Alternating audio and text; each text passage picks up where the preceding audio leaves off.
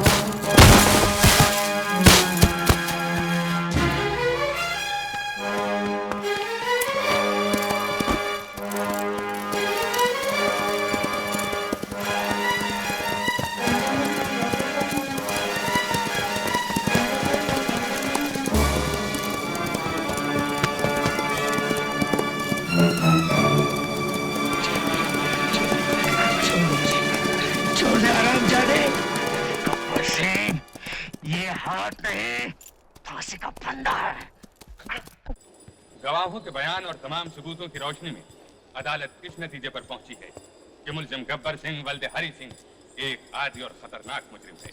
अदालत उसे डाका जनी और लूट मार के जुर्म के एवज दफा 400 ताजीरात हिंद के तहत 20 बरस की कैद बामशक्कत देती है।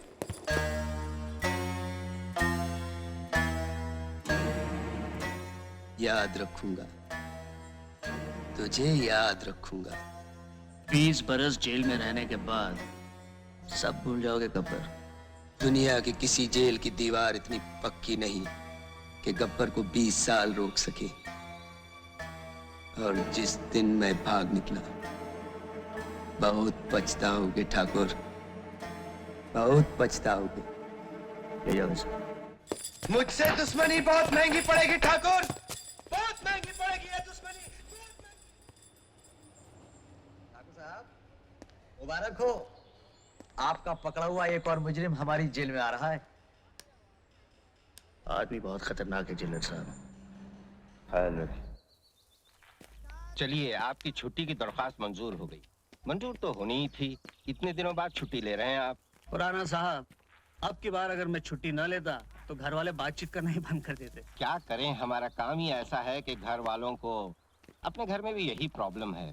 कहिए, कौन कौन है आपके घर में? सब है, 2 बेटे हैं, 2 बहुएं हैं, एक बेटी है, वो भी शादी के काबिल है। अब की बार कोई अच्छा सा घर देखूंगा और एक पोता भी है। पोता? इतनी उम्र नहीं लगती आपकी। खुराना साहब, गांव में कम उम्र में ही शादी हो जाती है। शादी जल्दी हो गई तो बेटा भी जल्दी हो गया, बेटे की शादी जल्दी हो गई तो पोता भी जल्दी हो गया। अब तो कुछ 7-8 बरस का है। यानी इतना बड़ा हो गया कि छुट्टी ना लेने पर नाराज हो सके। हाँ बिल्कुल।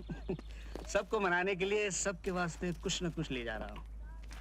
देख लीजिए खुराना साहब, जिंदगी भर मैंने तो कभी रिश्वत नहीं ली, लेकिन जब घर जाता हूँ तो घर वालों को रिश्वत देनी पड़ती है।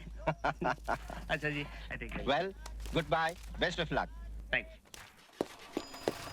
सर, क्या बात है राम सिंह? सर, गब्बर सिंह जेल से भाग गया। गब्बर सिंह भाग गया? Yes sir.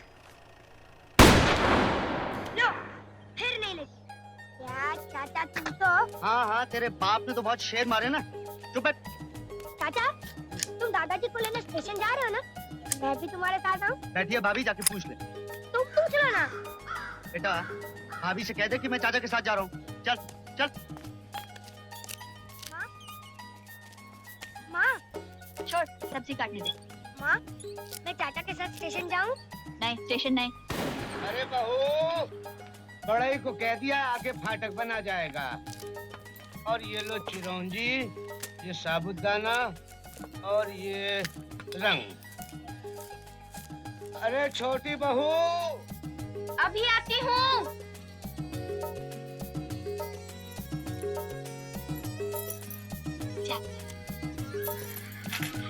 मैं जरा मंदिर जा रही हूँ, अगर कोई काम हो तो तू जा, मैं हूँ ना। चलिए। माँ, मैं स्टेशन जाऊँ? बोला ना नहीं। अरे जाना चाहता है तो जाने दो। नहीं नहीं, वहाँ रेलगाड़ी आती जाती है, मुझे तो डर लगता है। सब रेलगाड़ियों की दुश्मनी है तुम्हारे सपूत से। देखते ही पटरी छोड़कर पीछे लग जाएंगी। तुम तो बस।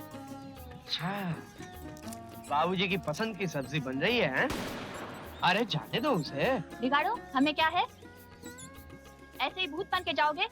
जाओ नहा लो और फूफू से कहो, निर्मला। जी भाभी। जरा दीपक के कपड़े निकाल दे भिन्नो। जी अभी निकाल देती हूँ। जा। अब उसने तो कच्ची सब्जी चबाने लगे। जिसे देखो आज काम में लगा है बाबूजी को दिखाने के लिए। हाँ, रोज तो सारा काम पुराने बरगद की चुड़ैल करके जाती है।